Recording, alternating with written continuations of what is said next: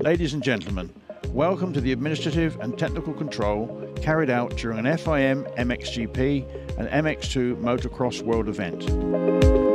Everything starts when a rider wants to enter one of the two classes, MXGP or MX2, but it also applies to those riders who want to enter WMX and the EMX classes combined with every MXGP and every MX2 event.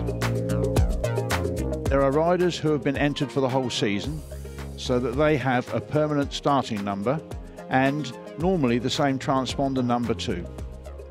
When these riders come to the administrative control, they, their team manager or mechanic, can collect the technical form they need to go through technical control. This seems a very simple thing to do, but signing the license and being given a transponder number is usually done at the first event of the year. However, if it is a one event license, every rider has to go through the same procedure.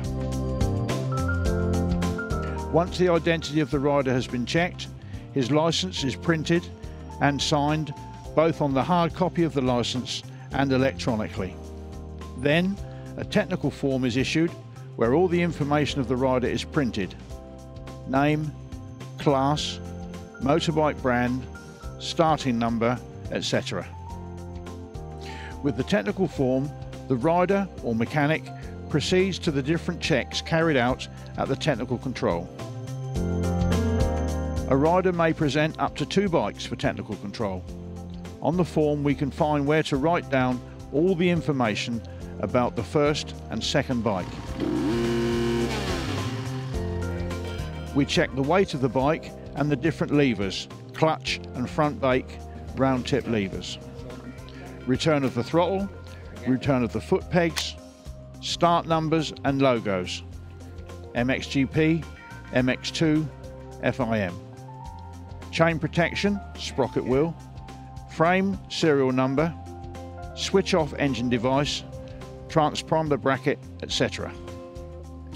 Once these parts have been successfully passed, a seal or wash resistant sticker is applied to the frame. All the data is written down on the technical form for further checks. If the rider presents a second bike, we go through it in the same way, but we must pay particular attention to the transponder bracket on the second bike. The rider also has to bring to technical control his chest and back protection and helmet. The chest and back protection must not be altered in any way and must bear the manufacturer's label. So any protection without a label or somehow altered must be refused. The material will be retained by the technical control staff until the end of the event. A receipt describing the contents retained will be given to the rider in question. Also, the rider's helmet has to be checked.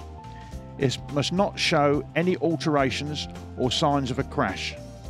On the label, it must clearly show the ECE 2205, SNELL or JIS homologation.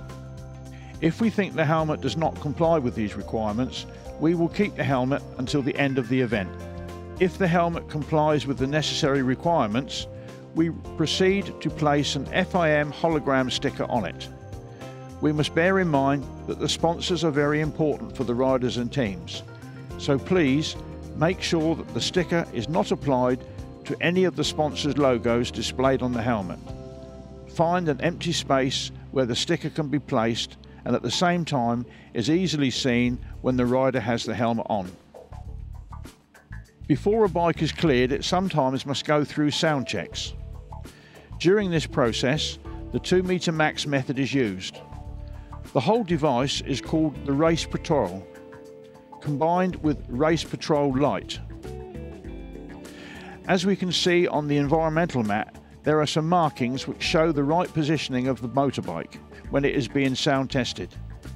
The microphone is 2 meters away, 45 degrees from the axis of the rear wheel and 135 centimeters high. The bike is tested 3 times in neutral gear. However, we will ask the rider or the mechanic to hold the clutch so no gear will engage accidentally.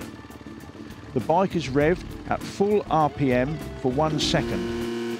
So before doing so, and in order not to have wrong readings, make sure the engine is hot enough. Check radiator temperature. The air pressure and altitude are also taken into account, as well as the type of engine, 2T and 4T. The medium reading is written down on the exhaust pipe end together with the bike's starting number. However, the 3 readings will be noted down on the rider's technical form.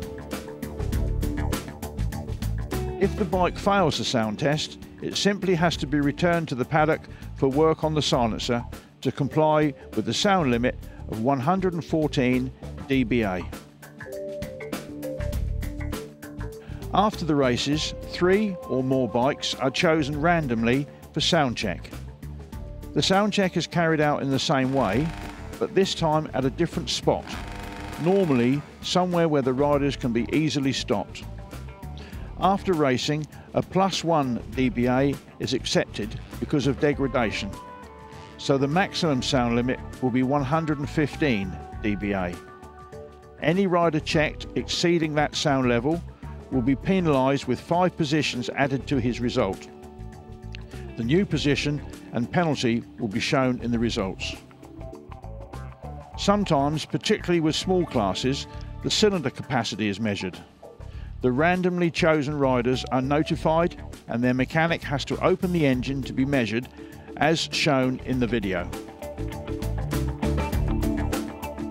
When the second heat is finished, the bikes of the first, second and third rider of the overall first and second heat are brought to the Parc Fermé. The bikes must remain there guarded for 30 minutes in case of a protest. Nobody can touch the bikes. They will be checked by the technical staff for conformity.